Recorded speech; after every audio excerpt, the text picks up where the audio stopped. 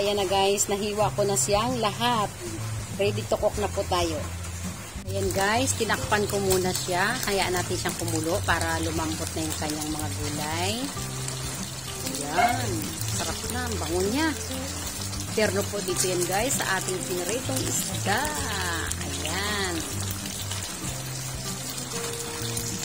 At ito guys, lalagay na natin ang ating hipon na tuyo. Nabibili po ito ng mga 10, ganyan. 10 piso po yan guys. Ayan. Yan ang ating halo sa ating ginataang kalabasa.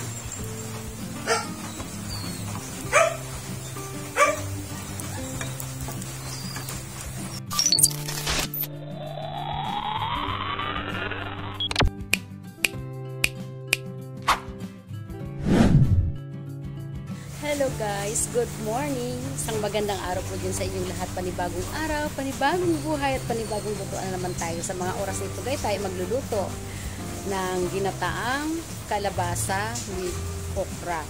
Sa abot kayang halaga nating mga Pilipino, tayo ay mag-isip-isip ng ulam. Ito na po ang ating pinakamurang lutong ulam.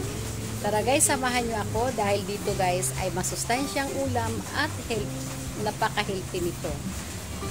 Samahan niyo po ako guys, magluto na tayo ng ginataang kalabasa with okra.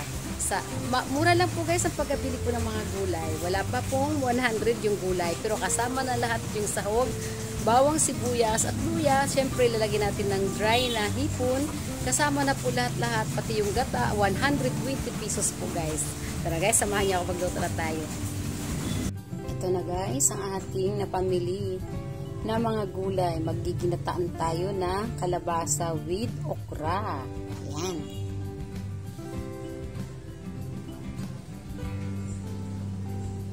Siyempre, bumili tayo ng gata. Ayan guys, kasama na ang ating first milk po yan guys. Sariwang gata. Tapos, naghanda na rin ako ng bawang, sibuyas, luya. At ito pa ang ating dried na hipon na maliliit. Ayan, ulang kung tawagin sa amin. Ayan. Ayan lang po ang ating ihahalo sa ating ginataang kalabasa with okra. Ayan. Napaka-healthy po nito guys. At mura lang po. Ang ating gulay po, nabili lang natin yan ng 68 pesos. Kasama na ang okra per tumpok. Ito naman ang kalabasa at mahal ay per kilo ang bili ko niyan. Tara guys, umpisahan na natin magluto. At ayan na guys, nahiwa ko na siyang lahat. Ready to cook na po tayo. Guys, maglalagay muna tayo ng oil guys sa ating frying pan.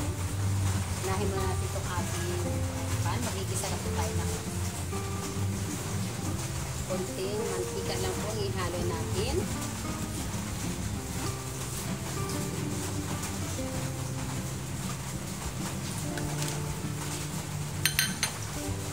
Lalagay ko na po ito guys. Unahin natin yung ating soya.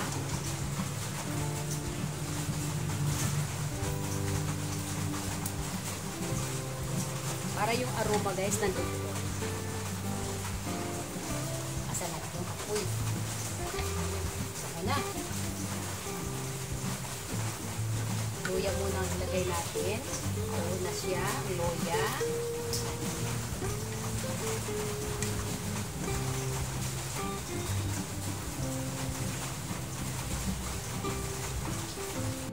Then guys, isusunod na natin ang ating bawang sibuyas.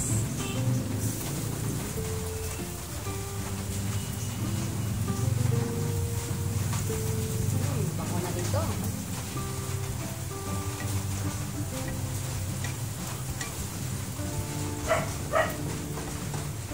Next guys, lalagyan natin ang ating malagintong sibuyas.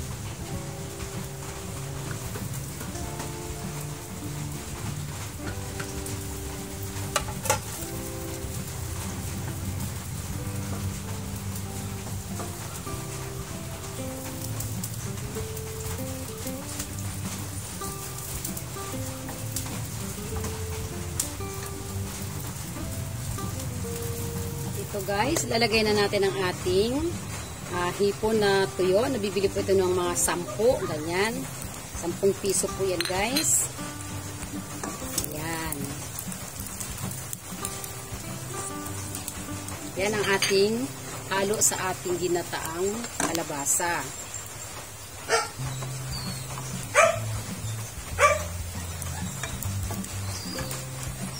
Guys, lalagyan na natin yung ating mga gulay. Ito, muna ko na guys yung ating okra para malambot na mamaya. Ayan. Lagyan nyo na rin guys ng asin. Nalagyan ko na po ito ng asin. Ayan. Tapos lagay na natin itong ating. Ayan. Lagyan lang siya guys. Lalagyan natin ang pangalawang gata ng gata. Guys, tinakpan ko muna siya. Hayaan natin siyang kumulo para lumambot na yung kanyang mga gulay. Ayan. Sarap na. Ang bango niya. Terno po dito yan guys sa ating piniritong isda. Ayan. Ayan guys, pulong-pulo na siya. Pwede na natin siyang hahaluin. Ayan guys, pwede na natin siyang hahaluin. Wow!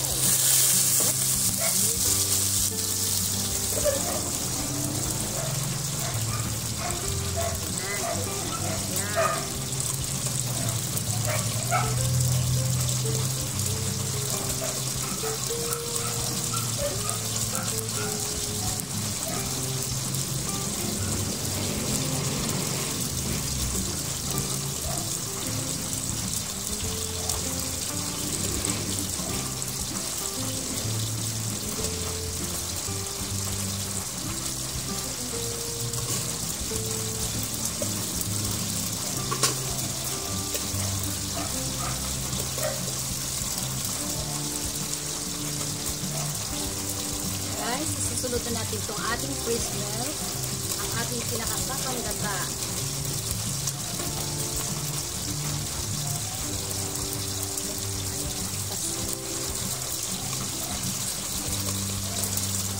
Ayan guys, oh.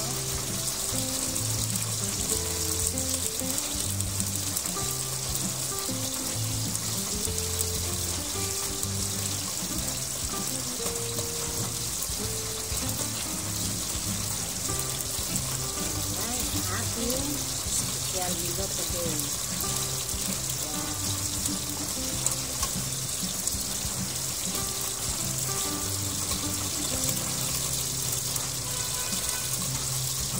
Iwan natin siya ng pagdahan-dahan para hindi tayo kadurog. Maulan dito sa amin ngayon guys.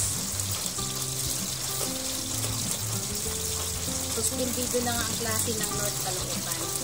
Wala ng pasok. Kaya hindi na ako magpatid ng baong sa school. Dahil sa maulan na panahon.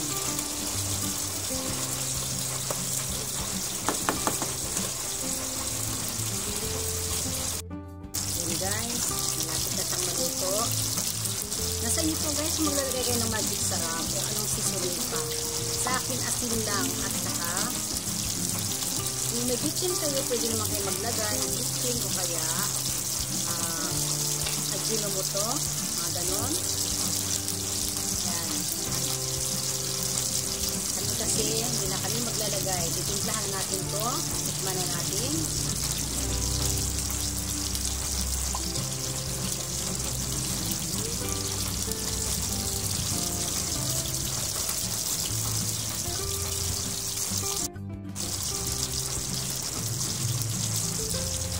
Ilubog natin yung mga kalabasan na medyo pa, matigas pa. Siya. So guys, tikman na natin kung ang lasa nito. Napaka-creamy niya guys, oh.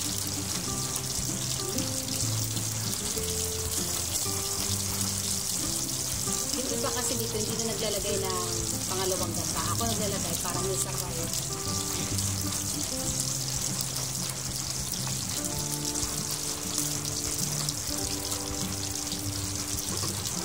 Guys, approve na. Tara guys, hindi naman kalimutan kalimutan mag-like at mag-share. Paki-comment na po sa baba. Napakasarap po nitong ating ulam. Kasama yung ating pritong isda.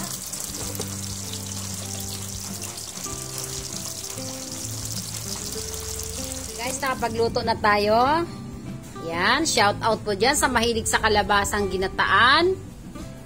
Ayan po. Bagay na bagay ngayon sa maulan na araw.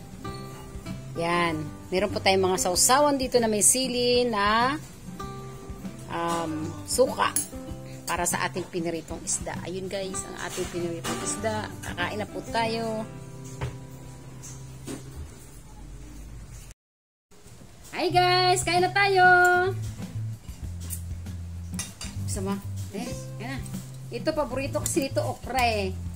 Ay mahal ang sitaw. Mura ang okra. Kaya napunta kami sa okra ngayon with kalabasa na naman. Yan. Ginataan. Kain po tayo guys. Shout out po pa pala dyan sa mga nanonood. Kaway-kaway po sa mga kumakain ito. Wow, sarap oh. Creamy na creamy talaga siya oh guys oh.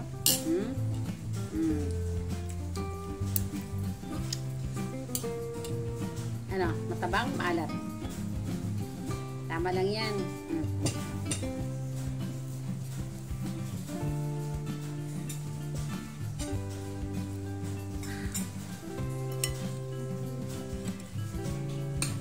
Kain tayo. Kung anong mura guys ngayon sa palengke, yun ang ulam namin. Ayan.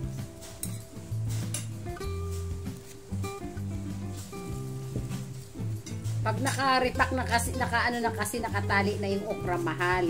Pero kung bibili ka sa tumpukan na nakakariton, mas mababa. 20 ang isang tumpok.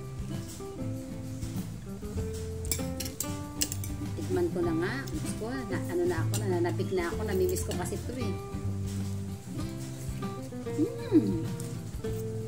Rock. Ba?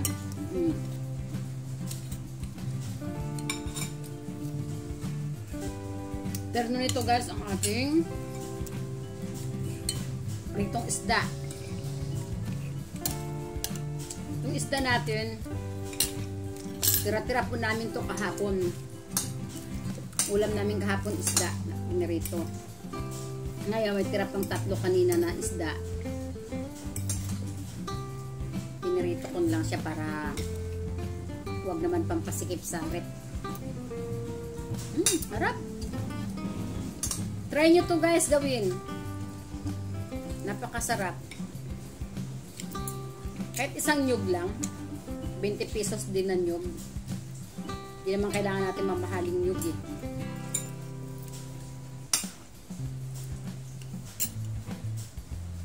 Sausaw natin dito sa suka.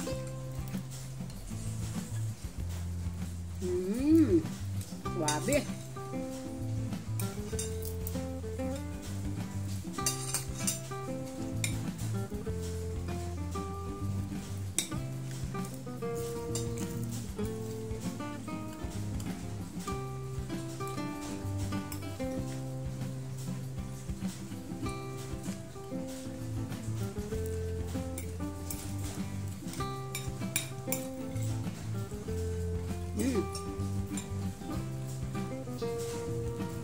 Bagay talaga sila guys. Piniritong isda tsaka to.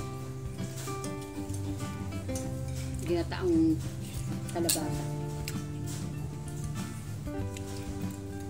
Guys, hanggang sa muli. Maraming salamat guys sa panonood. God bless you all guys. Thank you pala dyan sa mga nanonood sa amin. Lalong-lalong mga silent viewers dyan. Saan sulok man ng mundo. Alam natin na maraming mga Pilipino dyan na mga nanonood. Maraming salamat po guys. Mga hindi pa nakapag-subscribe, mag-subscribe na po. At saka thank you din sa mga silent viewers dyan na mga nanonood. Hello po. Andito naman yung nanay. Nagluto ng abot kayang halaga ng ating ulam. Ayan po guys. Maraming salamat po guys. Bye-bye! I love you all guys. Ingat palagi. Bye-bye! Maulan po dito sa amin at mausok. Gawa daw sa na pumutok daw na bulkan ng Taal. Mausok dito ngayon guys. Buti umulan, no?